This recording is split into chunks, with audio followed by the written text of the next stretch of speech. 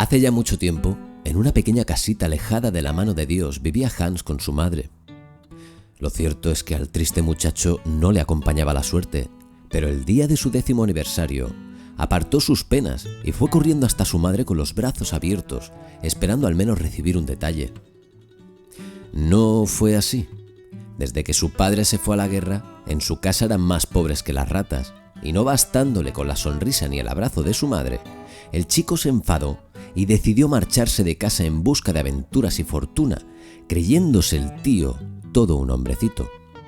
La madre sabía que no podía retenerle durante mucho tiempo y que tarde o temprano terminaría escapándose. Lo único que pudo hacer era ayudarle con lo poco que tenía, entregándole el bastón de su abuelo, un objeto de gran valor sentimental para que le sirviera de apoyo en los momentos difíciles.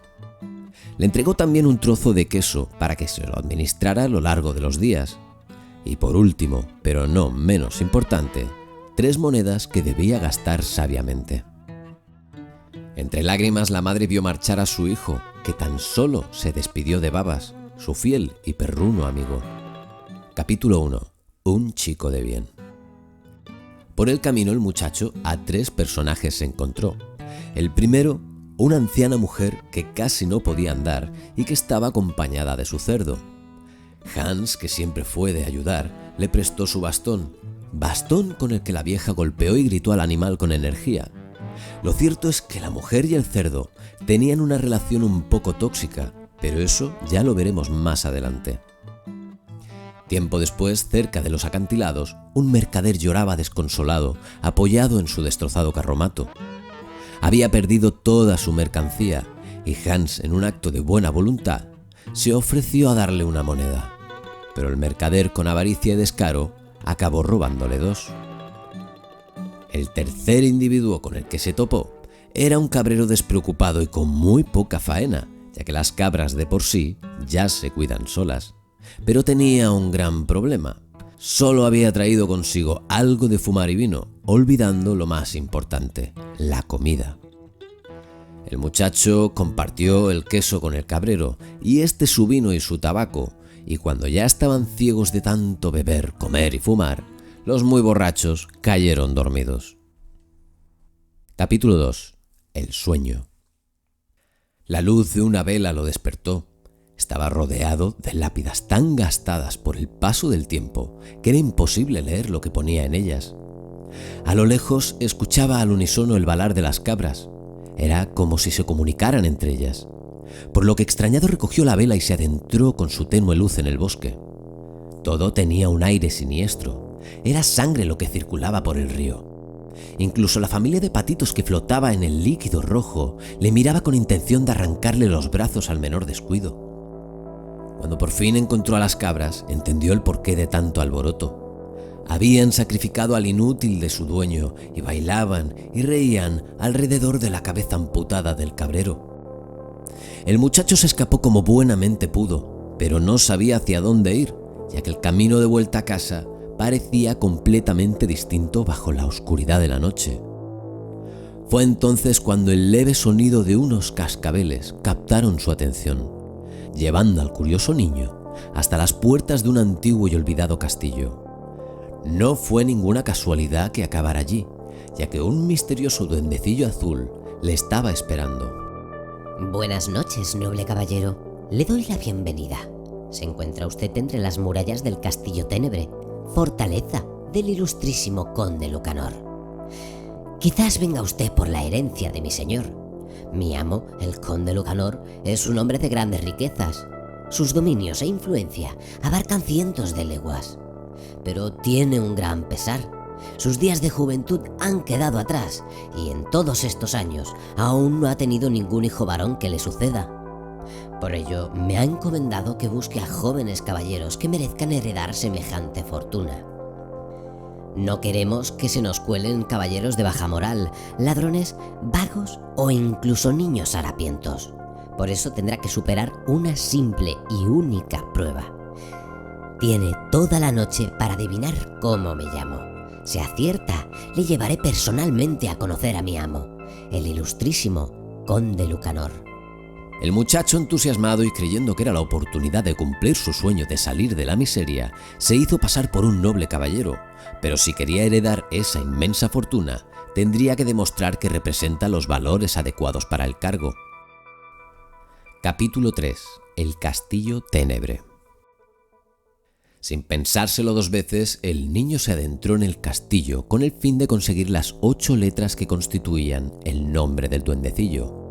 Una tarea que no le sería fácil, ya que todas las estancias permanecían apagadas y los funcionarios que trabajaban en él, a partir de las 3 de la mañana, vagaban por los pasillos. Eran más similares en apariencia a la muerte que a los humanos. Se les podía reconocer por sus vestimentas largas y negras y esas máscaras que ocultaban sus verdaderos rostros. Un rostro viscoso y tentacular que Hans nunca fue capaz de olvidar. Pero algo peor que las trampas o esos seres rondaba por la zona. El camarlengo rojo le llamaban.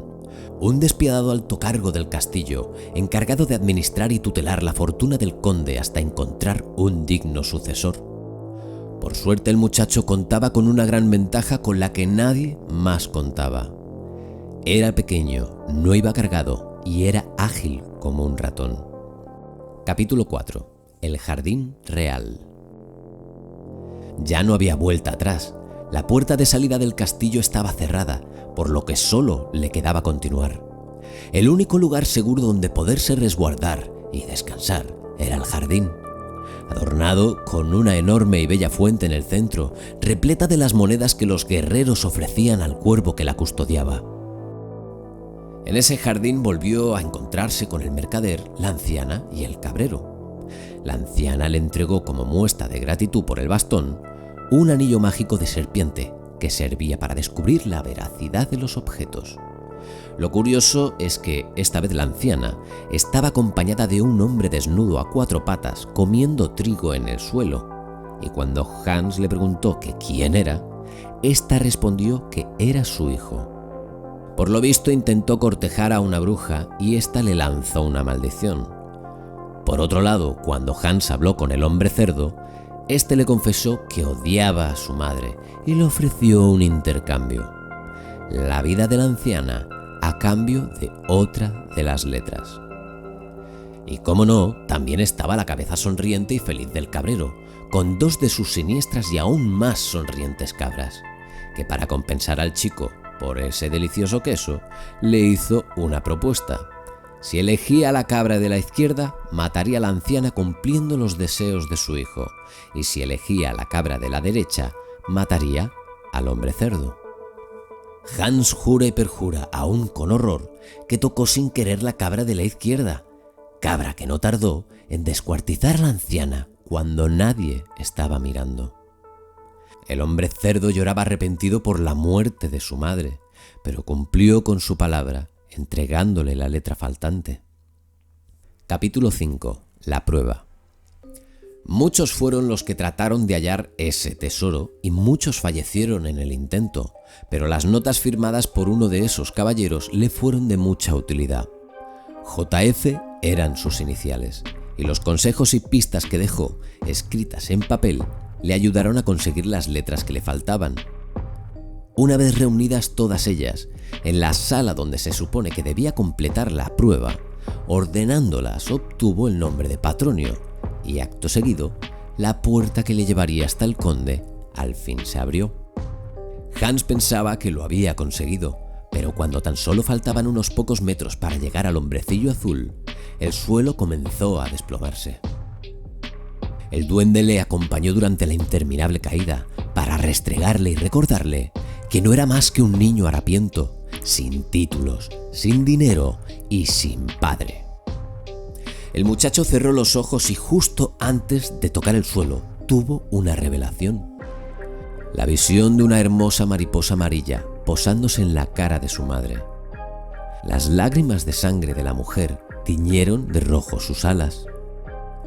Fue ahí cuando se dio cuenta del dolor que ocultaba y que crecía en el interior de la madre, que aparte de esperar a un marido que se fue a la guerra, muy probablemente también se quedaría esperando a su hijo. Capítulo 6. Lucrecia.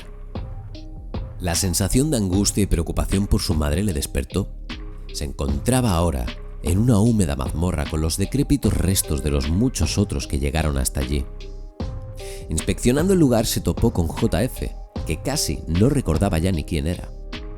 Había luchado con valentía no por el tesoro, sino para demostrar que era digno de casarse con Lucrecia, la hija del conde. Pero ahora, con las piernas amputadas y desangrándose, solo era un tullido esperando la muerte. No obstante, ayudó por última vez al muchacho entregándole una semilla. El pequeño la plantó en la única sala donde llegaba la luz del sol, sin saber muy bien qué es lo que sucedería. Y no sucedió nada. Pensó que tal vez si la regara, ocurriría un milagro. Así que buscando y buscando, para su sorpresa, halló en una de las mugrientas estancias de la mazmorra lo que parecía ser su humilde casa. Sí, no tenía ningún sentido, pero la voz de su madre se escuchaba desde el interior, y al entrar, su madre estaba tirada en la cama. Enfermó de pena cuando vio a su hijo marchar, y débil pero alegre, le ofreció un pastel de cumpleaños que había dejado sobre la mesa de la cocina. El chico, contento a la vez que hambriento, lo probó, pero el sabor amargo del veneno que contenía le destrozaba las entrañas y pronto paró de comer. Ahora su madre en pie le clavaba la mirada mientras sonreía, incitándola a comer un poquito más. No podía ser ella. Nunca trataría de hacerle daño. Así que, desconfiado y aún con el estómago dolorido, huyó del lugar. Recogió del pozo lo que en un primer momento pensó sería agua con la que poder regar la semilla, pero allí solo había sangre, y aún no sabiendo si funcionaría, vertió el líquido en la tierra. Súbitamente, un enorme tallo rojo con espinas emergió del suelo hasta los pisos superiores.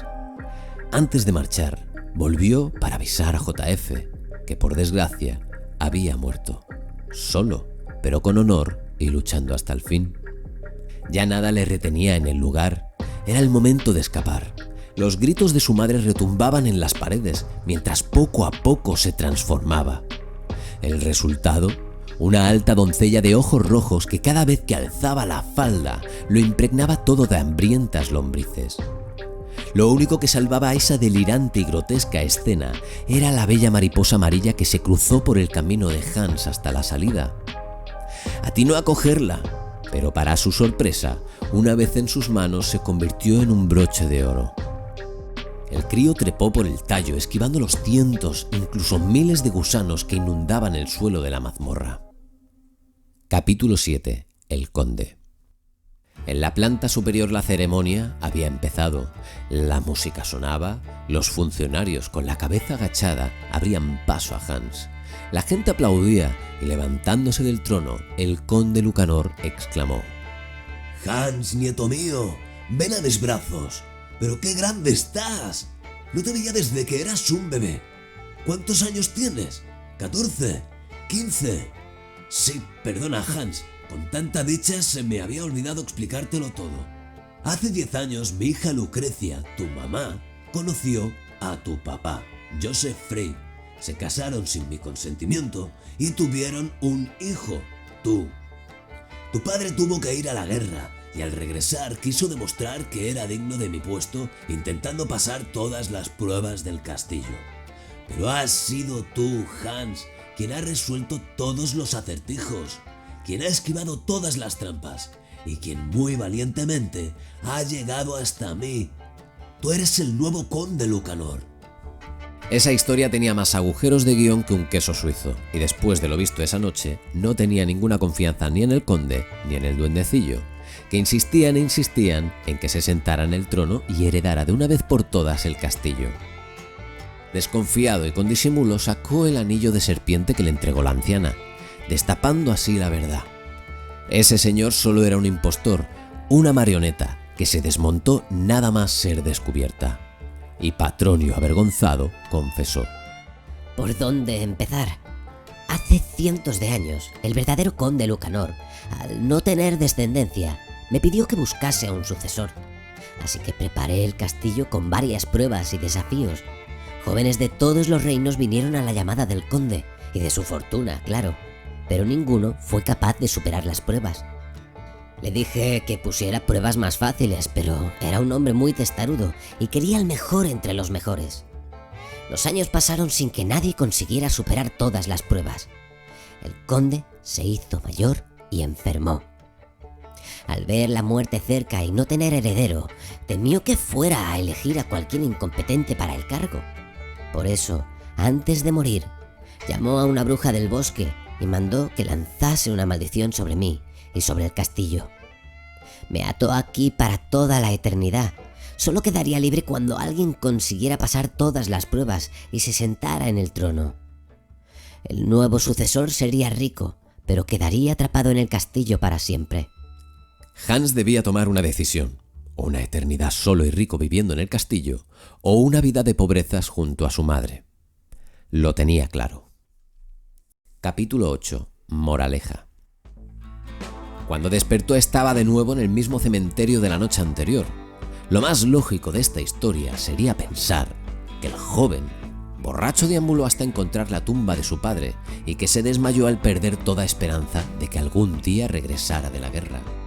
Que todo lo vivido esa noche fue el resultado de intentar asimilar la pérdida, pero a lo que aún no he encontrado explicación es si todo había sido fruto de su mente, porque tenía en su bolsillo el anillo de serpiente y el broche de oro con forma de mariposa. Quizá era cierto que la maldición existía y que jugaba con los recuerdos de sus víctimas. Y ahora vosotros me preguntaréis, ¿qué clase de mierda de final es este? Pues pensándolo bien, la realidad es que Hans no solo aprendió que hay que tener cuidado con el vino, sino que todas las acciones tienen consecuencias, que la avaricia puede salir cara, o que a veces no somos conscientes de lo que tenemos hasta que lo perdemos, como la anciana que ahora lloraba por la ausencia de su cerdo. Aprendió a valorar el amor de su madre por encima de todas las cosas, y bueno, no llegaron a ser ricos, pero al vender el anillo y el broche de oro, nunca más volvieron a pasar hambre. Y hasta aquí la historia de hoy.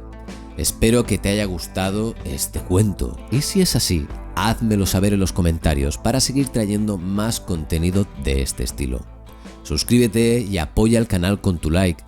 Ha sido un placer tenerte aquí, así que espero verte en próximos vídeos.